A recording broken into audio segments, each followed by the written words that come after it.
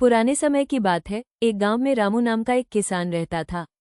रामू बहुत परिश्रमी और मेहनती था। उसका एक पुत्र था जिसका नाम राजू था। रामू ने अपनी खेती और मेहनत से अपने परिवार को सुखी रखा था। राजू अपने पिता की तरह मेहनत करने से कतराता था और आराम में जीवन बिताने की चाहत रखता था। एक दिन रामू ने महसूस किया कि वो बूढ़ा हो रहा है और अब खेती का सारा भार उठाने में सक्षम नहीं है। उसने राजू को खेतों की जिम्मेदारी सौंपने का निर्णय लिया। लेकिन राजू को खेती की कठिनाइयों का ज्ञान नहीं था और उसने खेती का काम करने से इनकार कर दिया।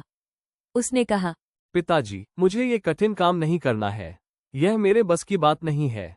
रामू ने सोचा कि उसे अपने बेटे को एक महत्वपूर्ण सीख देने की जरूरत है। उसने राजू को खेत में एक पुरानी गाड़ी के पास बुलाया और कहा, देखो बेटा, इस गाड़ी को चलाना आसान नहीं है। इसके पहिए पुराने हो गए हैं और यह चलने में कठिनाई पैदा करती है। अगर हम इसे चलाना चाहते हैं तो हमें इसके पहियों को ठीक करना होगा। रामू ने राजू से कहा। तुम इसके पहियों को बदल दो और फिर चलाओ। राजू ने पहियों को बदलने का काम शुरू किया और उसे बहुत कठिनाई हुई।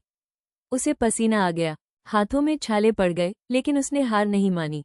आखिरकार उसने पहियों को ठीक कर लिया और गाड़ी को चलाने में सफल हुआ। रामू ने कहा, देखो बेटा, ये गाड़ी हमारी खेती की तरह है। अगर हम इसे सही तरह से देखभाल नहीं करेंगे और मेहनत नहीं करेंगे तो यह नहीं चलेगी। लेकिन जब तुमने प्रयास किया और मेहनत की तो तुमने इसे चलाने में सफलता पाई। राजू ने अपने पिता की बात को समझा और खेती के काम को गंभीरता से लिया। उसने मेहनत शुरू की और धीरे धीरे खेती में सफलता प्राप्त की।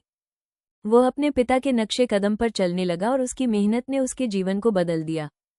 मेहनत और परिश्रम के बिना जीवन में कोई भी लक्ष्य प्राप्त नहीं किया जा सकता। हर कठिनाई का समाधान होता है, बशर्ते हम उसे हल करने का प्रयास करें और अपने प्रयासों में विश्वास रखें। अगर आपको हमारी नैतिक और प्रोत्साहन देने वाली कहानियाँ पसंद आती हैं तो हमारे चैनल को लाइक, शेयर और सब्सक्राइब करना ना भूलें प्लीज़।